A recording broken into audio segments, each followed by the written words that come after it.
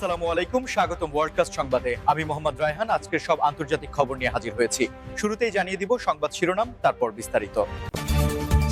খামেনেইয়ের দেশকে আবার হুমকি ট্রাম্পের। ৬ দিনের আরব ইসরায়েল যুদ্ধের কলঙ্ক ঘোচাল ইরান। ৭ই অক্টোবর স্মরণ ইসরায়েলিদের, মিশরে চলছে দুই পক্ষের শান্তি আলোচনা। নিহত ১০, দারফুরের বাজারে ড্রোন হামলায়। যুদ্ধের মহড়ায় ইউরোপকে কঠিন বার্তা দিল রাশিয়া। আসসালামু আলাইকুম, স্বাগতম জানাচ্ছি ওয়ার্ল্ডকাস্ট সংবাদে। আমি মোহাম্মদ রায়হান। এতক্ষণ শুনছিলেন সংবাদ শিরোনাম, এবার বিস্তারিত। আন্তর্জাতিক রাজনীতির রঙ্গমঞ্চে আবারও উত্তাপ ছড়িয়ে মার্কিন যুক্তরাষ্ট্রের সাবেক প্রেসিডেন্ট ডোনাল্ড ট্রাম্প ইরানের সর্বোচ্চ ধর্মীয় নেতা আয়াতুল্লাহ আলী খামেনেই এবং তার দেশকে নিয়ে নতুন করে কড়া হুঁশিয়ারি উচ্চারণ করেছেন, যা বিশ্বজুড়ে নতুন করে আলোচনার জন্ম দিয়েছে। আপনারা জানেন যে আমেরিকা এবং ইরানের সম্পর্ক গত কয়েক দশক ধরেই সাপে নেউলে, কিন্তু ট্রাম্পের শাসনামলে এই সম্পর্ক একদম তলা নিতে গিয়ে ঠেকেছিল।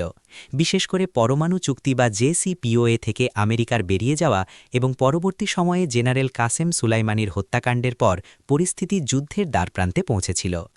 এখন আবার নির্বাচনের আগে বা রাজনৈতিক প্রচারণার সময়ে ট্রাম্পের এই ধরনের মন্তব্য আন্তর্জাতিক বিশ্লেষকদের কপালে চিন্তার ভাঁজ ফেলেছে। ট্রাম্প তার সাম্প্রতিক বক্তব্যে স্পষ্ট করেছেন যে তিনি ক্ষমতায় থাকলে ইরানের বিরুদ্ধে সর্বোচ্চ চাপ বা ম্যাক্সিমাম প্রেশার ক্যাম্পেইন আবার চালু করবেন এবং ইরানের বর্তমান নেতৃত্বের যে কোনো পদক্ষেপের কঠোর জবাব দেবেন। এই হুমকির পেছনে মূল কারণ হিসেবে তিনি ইরানের ক্রমবর্ধমান সামরিক সক্ষমতা এবং মধ্যপ্রাচ্যে তাদের প্রভাব বিস্তারকে দায়ী করেছেন। বিশ্লেষকরা মনে করছেন ট্রাম্পের এই বক্তব্য শুধুমাত্র নির্বাচনী প্রচারণা নয়, বরং এটি ওয়াশিংটনের কট্টরপন্থীদের জন্য একটি বার্তা। অন্যদিকে ইরানও চুপ করে বসে নেই, তারাও পাল্টা হুঁশিয়ারি দিচ্ছে যে কোনো ধরনের আগ্রাসনের দাঁত ভাঙা জবাব দেওয়া হবে। এই পাল্টাপাল্টি হুমকির ফলে হরমুজ প্রণালী দিয়ে তেল পরিবহন এবং বিশ্ববাজারে তেলের দামের উপর বড় ধরনের প্রভাব পড়ার আশঙ্কা তৈরি হয়েছে। আপনারা যারা নিয়মিত আন্তর্জাতিক খবরাখবর রাখেন তারা নিশ্চয়ই জানেন যে মধ্যপ্রাচ্যের স্থিতিশীলতা বিশ্বের অর্থনীতির জন্য কতটা গুরুত্বপূর্ণ। ট্রাম্পের এই নতুন হুমকি কি শুধুই রাজনৈতিক স্টান্ট, নাকি এর পেছনে গভীর কোনো কৌশল আছে, তা নিয়ে বিতর্ক চলছে। তবে এটা নিশ্চিত যে খামেনেইয়ের দেশকে নিয়ে ট্রাম্পের এই অবস্থান আগামী দিনগুলোতে আমেরিকা ইরান সম্পর্কের উত্তেজনা আরও বাড়িয়ে দেবে। এই বিষয়ে আপনাদের মতামত কি? আপনারা কি মনে করেন ট্রাম্পের এই নীতি সঠিক, নাকি এতে মধ্যপ্রাচ্যে আরও অস্থিরতা বাড়বে? কমেন্ট করে অবশ্যই জানাবেন, কারণ আপনাদের মতামত আমাদের আলোচনার গভীরতা বাড়াতে সাহায্য করে। মধ্যপ্রাচ্যের সমর ইতিহাসের দিকে তাকালে ১৯৬৭ সালের ৬ দিনের আরব ইসরায়েল যুদ্ধের কথা মনে পড়ে, যা আরব বিশ্বের জন্য একটি বড় ধাক্কা বা কলঙ্ক হিসেবে বিবেচিত হতো। কিন্তু সাম্প্রতিক সময়ে ইরানের সামরিক পদক্ষেপ এবং কৌশলগত অবস্থান যেন সেই পুরনো ইতিহাস বা কলঙ্ক মোচন করার এক নতুন অধ্যায় তৈরি করেছে। ১৯৬৭ সালে সেই যুদ্ধে ইসরায়েল মাত্র ৬ দিনের মধ্যে মিশর, জর্ডান ও সিরিয়ার বিশাল এলাকা দখল করে নিয়েছিল এবং আরব সেনাবাহিনীগুলোর দুর্বলতা বিশ্ববাসীর সামনে প্রকট হয়ে উঠেছিল। সেই থেকে আরব বিশ্বে এক ধরনের হীনমন্যতা কাজ করত যে ইসরায়েলের সামরিক শক্তির সামনে দাঁড়ানো প্রায় অসম্ভব। কিন্তু বর্তমান প্রেক্ষাপটে ইরান এবং তাদের সমর্থিত গোষ্ঠীগুলো যেভাবে ড্রোন এবং মিসাইল প্রযুক্তিতে স্বয়ংসম্পূর্ণতা অর্জন করেছে এবং ইসরায়েলের নিশ্ছিদ্র নিরাপত্তা বলয় বা আয়রন ডোমকে চ্যালেঞ্জ জানাচ্ছে, তা সমরবিদ্যার সব সমীকরণ বদলে দিয়েছে। সম্প্রতি ইরান সরাসরি ইসরায়েলি ভূখণ্ডে যে ধরনের বড় আকারের মিসাইল হামলা চালিয়েছে, তা ১৯৬৭ সালের সেই একপাক্ষিক যুদ্ধের ধারণাকে ভেঙে দিয়েছে বলে মনে করছেন সামরিক বিশ্লেষকরা। এই ঘটনা প্রমাণ করে যে যুদ্ধ এখন আর শুধু স্থলভাগে সীমাবদ্ধ নেই, বরং আকাশপথে এবং প্রযুক্তির লড়াইয়ে ইরান একটি শক্তিশালী প্রতিপক্ষ হিসেবে দাঁড়িয়েছে। ইরানের এই পদক্ষেপ আরব বিশ্বের সাধারণ মানুষের মধ্যে এক ধরনের নতুন উদ্দীপনা তৈরি করেছে, যারা এতদিন মনে করত ইসরায়েলকে আঘাত করা অসম্ভব। তবে এই শক্তির প্রদর্শনী মধ্যপ্রাচ্যকে একটি দীর্ঘমেয়াদী এবং বড় পরিসরের সংঘাতের দিকে ঠেলে দিচ্ছে কিনা, সেটাই এখন বড় প্রশ্ন। ইরান দাবি করছে তারা কোনো আগ্রাসন চায় না, কিন্তু নিজেদের সার্বভৌমত্ব রক্ষায় তারা যে কোনো সীমা পর্যন্ত যেতে প্রস্তুত। এই নতুন পরিস্থিতি ইসরায়েলের জন্য চিন্তার কারণ হয়ে দাঁড়িয়েছে, কারণ তারা বুঝতে পারছে যে তাদের প্রতিপক্ষ এখন আর আগের মতো দুর্বল বা অসংগঠিত নয়।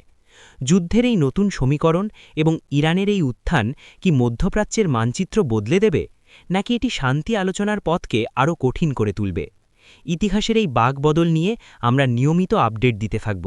তাই যারা এখনও আমাদের চ্যানেলটি সাবস্ক্রাইব করেননি তারা এখনই সাবস্ক্রাইব করে বেল আইকনটি প্রেস করে রাখুন, যাতে কোনো গুরুত্বপূর্ণ বিশ্লেষণ মিস না করেন। যুদ্ধের মহড়া এবং সামরিক শক্তির বিশাল প্রদর্শনী করে রাশিয়া যেন ইউরোপকে এক অত্যন্ত কঠিন এবং স্পষ্ট বার্তা পৌঁছে দিল।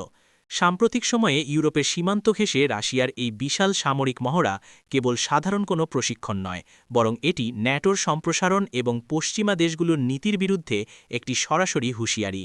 এই মহড়ায় রাশিয়ার অত্যাধুনিক সব সমরাস্ত্র, নিউক্লিয়ার সক্ষম মিসাইল এবং বিশাল পদাতিক বাহিনীকে দেখা গেছে, যা প্রতিবেশী দেশগুলোর মধ্যে ভয়ের সঞ্চার করেছে।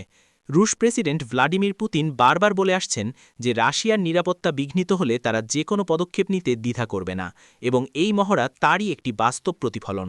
রাশিয়ার এই যুদ্ধংদেহী মনোভাব সম্পর্কে আপনার দৃষ্টিভঙ্গি কি? এটি কি কোনো বড় যুদ্ধের সংকেত, নাকি কেবল নিজেদের শক্তি প্রদর্শন? আমাদের কমেন্ট করে জানান। ইউরোপের দেশগুলো, বিশেষ করে পোল্যান্ড, বাল্টিক দেশগুলো এবং জার্মানি এই মহড়াকে অত্যন্ত গুরুত্বের সাথে নিয়েছে এবং তাদের নিজেদের প্রতিরক্ষা ব্যবস্থাও জোরদার করছে। রাশিয়ার এই শক্তির মহড়া এমন এক সময়ে হচ্ছে যখন বৈশ্বিক রাজনীতিতে এক ধরনের মেরুকরণ স্পষ্ট হয়ে উঠেছে, একদিকে পশ্চিমা জোট এবং অন্যদিকে রাশিয়া ও তার মিত্ররা। এই পরিস্থিতির ফলে ঠান্ডা যুদ্ধের সেই পুরনো দিনগুলোর কথা মনে করিয়ে দিচ্ছে, যেখানে প্রতিটি পদক্ষেপই ছিল অত্যন্ত হিসেবি। ভিডিওটি তথ্যবহুল মনে হলে সাবস্ক্রাইব করে আমাদের পরিবারের সদস্য হয়ে যান এবং পরবর্তী আপডেট পেতে বেল আইকনটি অন করে দিন।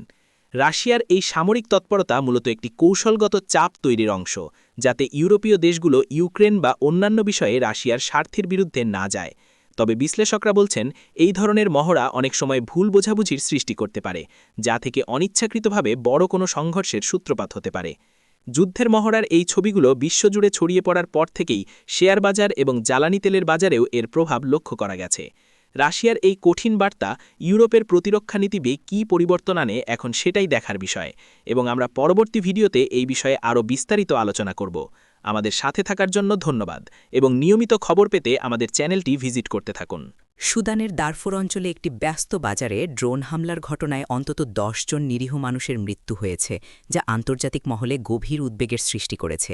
এই হামলাটি এমন এক সময়ে ঘটল যখন ওই অঞ্চলের মানুষ চরম খাদ্য সংকট এবং নিরাপত্তাহীনতার মধ্যে দিন কাটাচ্ছে। বাজারের মতো একটি জনাকীর্ণ জায়গায় এই ধরনের হামলা মানবিকতাকে প্রশ্নবিদ্ধ করে এবং এটি স্পষ্টভাবে যুদ্ধাপরাধে শামিল বলে মনে করছেন অনেক পর্যবেক্ষক। ড্রোন প্রযুক্তির এই অপব্যবহার যুদ্ধের রূপরেখাকে বদলে দিচ্ছে এবং এর ফলে সাধারণ মানুষ সবচেয়ে বেশি ক্ষতিগ্রস্ত হচ্ছে। দারফুরের এই অস্থিতিশীল পরিস্থিতি দীর্ঘদিনের এবং সেখানে শান্তি ফিরিয়ে আনার সব চেষ্টাই যেন ব্যর্থ হচ্ছে বারবার। এই মর্মান্তিক ঘটনাটি নিয়ে আপনার অনুভূতি কী, বা আন্তর্জাতিক সম্প্রদায়ের এখানে কী ভূমিকা নেওয়া উচিত বলে আপনি মনে করেন? আপনার চিন্তা আমাদের কমেন্ট বক্সে লিখুন। যারা এই হামলায় প্রাণ হারিয়েছেন তাদের পরিবারগুলোর জন্য এখন শোকের ছায়া নেমে এসেছে এবং স্থানীয় মানুষ এখন আতঙ্কে বাজার বা জনসমাগম স্থলে যেতে ভয় পাচ্ছে। সুদানের এই অভ্যন্তরীণ সংঘাত কেবল সেই দেশের মধ্যেই সীমাবদ্ধ নেই, বরং এটি পুরো আফ্রিকার নিরাপত্তার জন্য একটি হুমকি হয়ে দাঁড়িয়েছে। জাতিসংঘ এবং অন্যান্য আন্তর্জাতিক সংস্থাগুলো এই হামলার নিন্দা জানিয়েছে এবং তদন্তের দাবি তুলেছে। তবে বাস্তব ক্ষেত্রে দারফুরে সাধারণ মানুষের সুরক্ষা নিশ্চিত করা একটি বড় চ্যালেঞ্জ হয়ে দাঁড়িয়েছে। এই ধরনের খবর আমাদের মনে করিয়ে দেয় যে যুদ্ধের কোনো সীমানা নেই এবং এর ফলাফল সবসময় সাধারণ মানুষের জন্য ভয়াবহ হয়। আপনারা যদি মানবিক অধিকার এবং বিশ্ব শান্তির পক্ষে থাকেন তবে আমাদের এই ভিডিওটি শেয়ার করে সচেতনতা তৈরিতে সাহায্য করুন। ড্রোন ব্যবহারের ফলে এখন দূর থেকে হামলা চালানো সহজ হয়ে গেছে, কিন্তু এর ফলে যে ভুল লক্ষ্যবস্তুতে আঘাত হানা এবং বেসামরিক মানুষের মৃত্যুর ঝুঁকি বাড়ছে তা নিয়ে বিশেষজ্ঞ মহলে উদ্বেগ বাড়ছে। দারফুরের এই ঘটনার পর এখন সেখানে নতুন করে উত্তাপ ছড়িয়েছে এবং মানবিক সহায়তাকারী দলগুলো ওই এলাকায় পৌঁছাতে সমস্যার সম্মুখীন হচ্ছে। আমরা কেবল আশা করতে পারি যে সুদানের শান্তি প্রক্রিয়া পুনরায় শুরু হবে এবং সাধারণ মানুষ শান্তিতে বাস করতে পারবে। গাজা সংঘাত এবং ইসরায়েল হামাস যুদ্ধের ১ বছর পূর্তিতে যখন ৭ই অক্টোবর তারিখটি ফিরে এসেছে, তখন ইসরায়েলিদের মধ্যে শোক, ক্ষোভ এবং প্রিয়জনদের হারানোর বেদনা নতুন করে জেগে উঠেছে। আর ঠিক একই সময় মিশরের কায়রোতে চলছে দুই পক্ষের মধ্যে শান্তি ফেরানোর এক জটিল কূটনৈতিক আলোচনা। ৭ই অক্টোবর ইসরায়েলের ইতিহাসে একটি কালো দিন হিসাবে চিহ্নিত, যেদিন হামাসের হামলায় বহু মানুষ নিহত হয়েছিল এবং অনেককে জিম্মি করা হয়েছিল। এই দিনটিকে স্মরণ করতে তেল আবিব সহ বিভিন্ন শহরে হাজার হাজার মানুষ রাস্তায় নেমে এসেছেন। একদিকে তারা নিহতদের স্মরণ করছেন মোমবাতি জ্বালিয়ে, অন্যদিকে তারা তাদের সরকারের ওপর চাপ সৃষ্টি করছেন যাতে জিম্মিদের দ্রুত ফিরিয়ে আনা হয়। এই শোকের আবহ এবং জনবিক্ষোভ নেতানিয়াহু সরকারের জন্য একটি বড় চ্যালেঞ্জ হয়ে দাঁড়িয়েছে। কিন্তু যুদ্ধের ময়দানের এই উত্তাপের বাইরে মিশরের কায়রোতে পর্দার আড়ালে চলছে আরেক নাটক। সেখানে আমেরিকা, কাতার এবং মিশরের মধ্যস্থতাকারীরা চেষ্টা করছেন একটি যুদ্ধবিরতি চুক্তিতে পৌঁছতে। হামাস এবং ইসরায়েলের প্রতিনিধিদের উপস্থিতিতে এই আলোচনা চলছে, কিন্তু উভয় পক্ষের অনড় অবস্থানের কারণে কোনো সমাধান পাওয়া যাচ্ছে না। ইসরায়েল চাইছে হামাসকে সম্পূর্ণ নির্মূল করতে এবং জিম্মিদের মুক্তি নিশ্চিত করতে। অন্যদিকে হামাস চাইছে গাজা থেকে ইসরায়েলি সেনাদের সম্পূর্ণ প্রত্যাহার এবং স্থায়ী যুদ্ধবিরতি। এই দুই মেরুর দাবি মেলাতে হিমশিম খাচ্ছেন মধ্যস্থতাকারীরা। বিশেষ করে ফিলাডেলফিয়া করিডোর এবং রাফা ক্রসিংয়ের নিয়ন্ত্রণ কার হাতে থাকবে তা নিয়ে বড় ধরনের মতবিরোধ রয়েছে। কায়রোর এই আলোচনা যদি ব্যর্থ হয় তবে এই সংঘাত আরও দীর্ঘায়িত হবে এবং মানবিক বিপর্যয় আরও বাড়বে বলে আশঙ্কা করছে জাতিসংঘ। সাধারণ মানুষ যারা যুদ্ধের ভয়াবহতার শিকার, তারা তাকিয়ে আছে এই আলোচনার দিকে। আপনারা কি মনে করেন, কায়রোর এই শান্তি আলোচনা কি সফল হবে, নাকি এটি শুধুই সময়ক্ষেপণ? যুদ্ধের এই ভয়াবহতা বন্ধে বিশ্ব নেতাদের ভূমিকা কেমন হওয়া উচিত? কমেন্ট বক্সে আপনাদের সুচিন্তিত মতামত জানাতে ভুলবেন না।